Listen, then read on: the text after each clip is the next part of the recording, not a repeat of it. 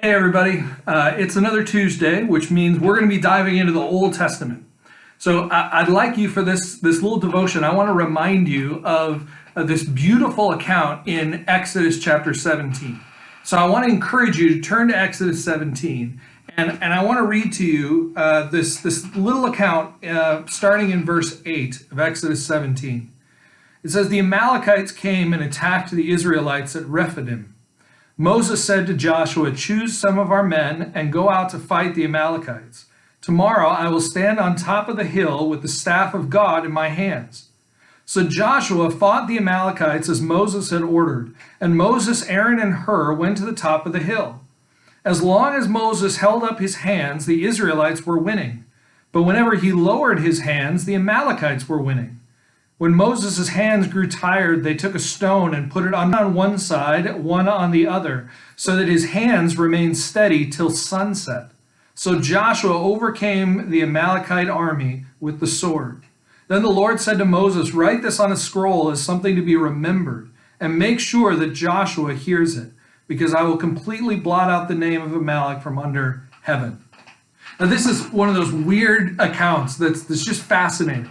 And to me, there's a comical aspect of it that's always made me curious. But so you have this kind of, it seems like a random attack. The Israelites are wandering through the wilderness, and the Amalekite army comes and attacks them. And it's very likely that they were kind of a nomadic group of people who were acting kind of like pirates, and they were just kind of attacking people randomly. Either way, they attack the Israelites. And what we're told is that Moses tells Joshua, and this is the first time Joshua is mentioned, and he tells Joshua, "I want you to go out and choose some men from among you, and you're going to go fight. And I'm going to stand up on a hill." And the picture here is of a battleground with Moses standing on a cliff overlooking it in some way. And Moses is going to take the staff of God and hold it up there while they fight. And so the next day, this all takes place. Joshua goes out with his men to fight, and this is a serious hand-to-hand, brutal, violent conflict.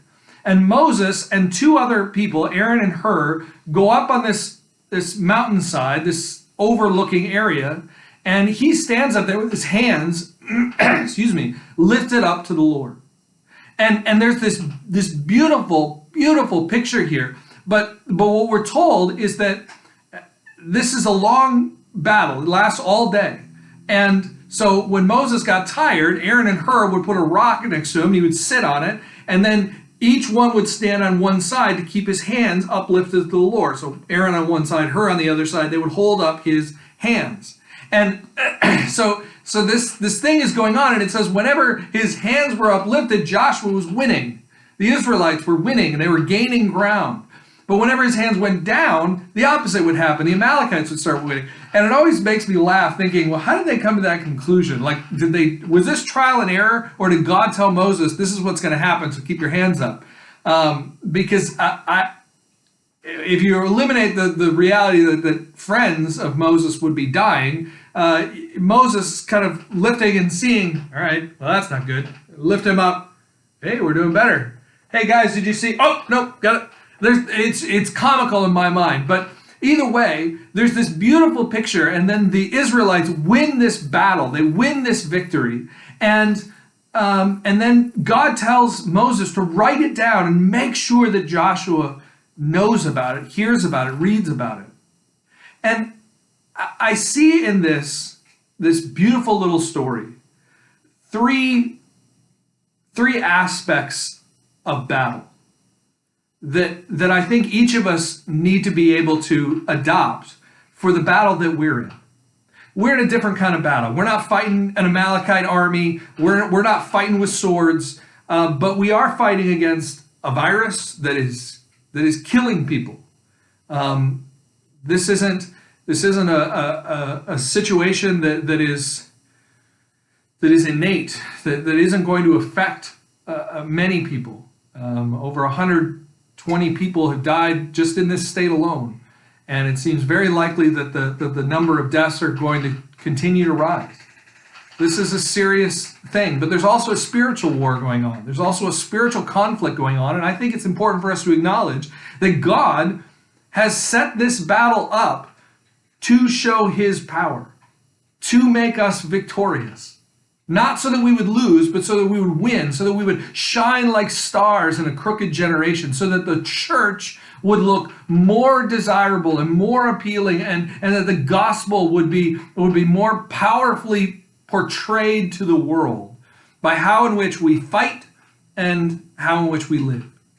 And so I want to look at and just take a little application from each of the characters that I see. The first is Moses.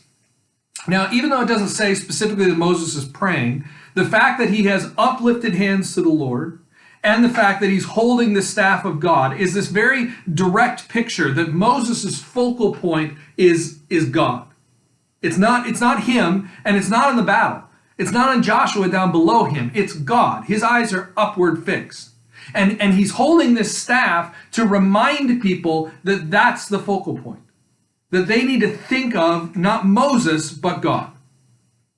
And so he is, in a sense, setting us this example. He's not fighting with a sword, but he's fighting a fight of faith. And I think we need to remember that we each individually need to be setting the example by fighting a fight of faith. That when we feel discouraged or disheartened or broken or worried or whatever the case may be, we need to be willing to get down on our knees and fix our eyes upon Christ. That we need to trust that he is bigger than our problems and our concerns and live like it. That we need to be those people who aren't hoarding groceries or other things so that other people in the community can't get at them, but we need to be trusting in God. We need to be the people who are standing in the bridge and protecting the way for others, setting the example for others. We need to be those who are consistently and faithfully fixing our eyes upon Christ, the author and perfecter of our faith. We need to be storing up treasures in heaven, not on earth. We need to seek first his kingdom and his righteousness. These are the things that should characterize us even in the midst of this trial. And it should be seen in the conversations that we have, in what we say, how we say it, in the news that we watch and don't watch, in how much time we dictate or we allow of our lives to be taken up by all kinds of other distractions instead of fixing our eyes upon Christ. Friends, we need to use this time to grow our faith. And so we need to be in the Word. We need to be studying and committing ourselves to growing our devotional time, to growing our own personal study and prayer life and fasting. We need to be studying and listening to the sermons. I know how many people approximately are listening to the sermons. And you know what? If you don't listen to mine, that's fine, but you should be listening to somebody's. You need to be grown and encouraged and strengthened by the Word. And so I want to encourage you, do not let this opportunity, this battle, pass by without you standing on the bridge. Standing up and setting the example for your kids and your family and your friends. Now is a time to grow. Now is a time to cling to Christ and show that our faith has legs. The second picture here is with Aaron and Hur. And these two guys come and they stand with Moses and they do something that's very interesting here. When you try to think of kind of what they're doing, they're standing and helping and supporting Moses in keeping his hands raised, keeping the point of the victory, the point of focus for the army of Israel, as well as for Moses himself, fixating it on Christ, on God. When they translated the Old Testament into Greek, they try to figure out, okay, what word do we want to use to describe what Aaron and Hur are doing? And the word that they chose to use was a word, sterizo, which means most literally to support. And this word was used repeatedly in the New Testament to emphasize that what they thought Aaron and Hur were doing were to support, to uplift, to encourage Moses's work.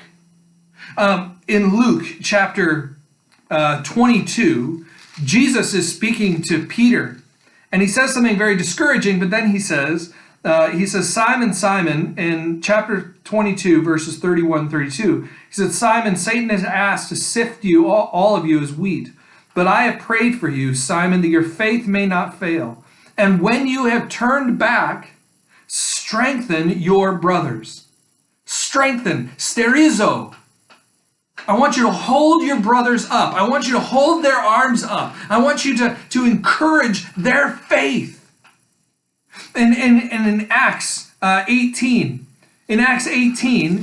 verse 23, we're talking about the Apostle Paul is going around, and it says this, Acts 18, verse 23, after spending some time in Antioch, Paul set out from there and traveled from place to place throughout the region of Galatia and Phrygia, strengthening all the disciples, helping them, holding their arms up, fixing and pointing their eyes up to the Lord, reminding them to seek first his kingdom and his righteousness, to store up treasures in heaven, to love the Lord with all they are. He was holding up their arms and helping them to fix their eyes upon Christ. He was strengthening them.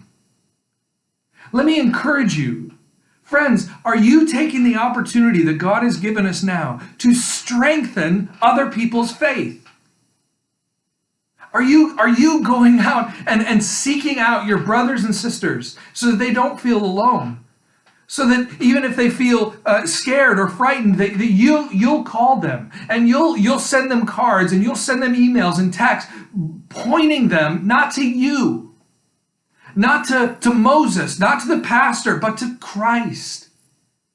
And supporting them, building them up, making sure that every word you say and every emoji you send is something that's meant to strengthen their knees of faith, to fix their eyes upon Christ, to seek first his kingdom and his righteousness. Are you seeking others out to encourage them? Because this is part of our responsibility in this battle. By our love, Jesus says, they will know you. They'll know that you're mine. Are we loving each other well? Are we seeking each other out? Are we calling each other? I'd encourage you to take the directory if you haven't. If you don't, email the office and we'll send you one. But go through it and randomly pick 2 or 3 people every day and call them and just say, hey, I want to know how I can pray for you. I want to know how your faith is doing. I want to know how your devotional life is doing. And let me give you some supporting encouragement. Let me tell you what God's been teaching me. Let me tell you how God's been faithful to me. Let me encourage you to be reminded that God is worthy of your trust. Let me support you. Let me hold your hands up so that God is praised with your life. That's the second picture. The third picture we get is Joshua. And Joshua is the only one who's what we would say he's down in the dirt. He's in the trenches. He's fighting with a sword. But we need to understand that part of this battle is going to require some of us getting dirty. And I don't mean that in a negative way. When Martin Luther was dealing with the Black Plague, they called it the Death Plague. Some estimates say that upwards of 60% of people were dying from the Black Plague in Europe. And the leaders of the area in Wittenberg, where Luther was when things really started to spread, encouraged him to leave. And he made the point that Christians, they can leave. They can protect themselves. They can isolate themselves. They can do these things because we're not called to be martyrs. We're not called to seek after death. But we're also not called to be afraid of it. Because in light of Christ, we have full confidence and know that if God calls us to die, he's calling us to a better life, not less, more life. And so he challenged people to say, you know what, you don't have to risk, you don't have to endanger other people, you don't spread, that's not loving. You don't try to potentially say, well, I'm just going to do what I want to do. I don't care about those other things. I'm just going to live my life. Well, you're potentially spreading something that could hurt others. That's not loving. The world's not going to know that the gospel is true in light of that activity. And so we need to be wise, and we need to seek to fight the battle, fight the fight with the sword of wisdom. Washing our hands, staying in if we don't feel well, staying in as much as we can, covering our mouth, not going out if we feel sick in any way, shape, or form, going to the hospital if we need to. We need to be wise in these things so that we make sure that we don't cause other people pain or suffering. But at the same time, Luther also said that he's not going to go needlessly out and endanger others, but if his neighbors need him, he'll be there. That he will be there to wipe the sweat from their brow and to feed them and to provide what they need. He will show the love of Christ, even if it means the giving of his life. Now, we're not in that kind of as dire of a situation as he was in, but there is a lesson to be learned there. Friends, are we in the battle? Are we in the fight? Are we going out into the world? And we can do this in a variety of ways. You don't even need to leave your house to do this, in one sense. Some of you who are at higher risk, I encourage you not to. But we can call our neighbors. We can go seek out non-believers and we can say, hey, the church is here and we love you and we want to protect you. And so we're going to work together as a whole body. And some people who are more healthy and some people who maybe are younger, they can go out and they can get groceries for you, and they can pick up medications for you, and they can call 911 for you if you need it, or they can cook meals for you, they can pray for you. There's things that we can do together, but we need each of us to be sending out feelers and connecting with as many, especially non-believers, as we can, so that we can show the love of Christ, so that we can proclaim the gospel to the lost. Reach out to your neighbors, your friends who don't believe, and encourage them to watch some of these videos and talk to you about it. It's a great opportunity to talk, to ask them, what do you think happens when you die? Are you afraid of death? To start these conversations with people and to use it as opportunities to invite them to Christ, to invite them to faith, to invite them to the church. These are great opportunities, but we need to be in the fight. Obviously with wisdom, but we need to be willing as a community to reach out and to say to the lost and the hungry and the poor and the widows and the single parents, to reach out to them as best we can, especially those who don't go to the church. Because you're our connection. I don't know them. There are many in this city I just don't know. And so I can't connect with them and see if they have a need that the church could meet. But you can. Each of us can. Each of us know a few people that we can connect with and say, hey, the church wants to pray for you. The church wants to try to support you. The church wants to show you love. How can we do it? Do you need help with rent? The church is here. You need someone to pick up your food or pay for food for you? The church is here. You run out of toilet paper? Church is here. And we collectively as a church will seek to meet those needs as a means to open the door for us to proclaim the gospel. I want to encourage you, each of us, to follow the example of Moses by fixing our eyes upon Christ and setting an example for others. To follow the example of Aaron and Hur, to lift other people and support other people in their walk with Christ, to hold them up, to encourage their faith. And I want to encourage each of us to be Joshua's, to step out into the battle and say, you know what? We as a church are here. You need a place to have a clinic, to hold extra beds, the church is here. You need help with your rent, the church is here. You need someone to pray for you, the church is here. You need some encouragement, the church is here. And so we encourage you and we want to challenge you to take the opportunity to grow your faith, to encourage others to grow theirs, and to use this opportunity that God has given us to strike up conversations with the lost so that they may know that the victory is the Lord's, so that they may see that God is good and he can be our shelter in times of need, that he can provide us with the hope that we so desperately want. Friends, don't waste the opportunity. God has given us this time for a very particular purpose. Let's not miss it. Later.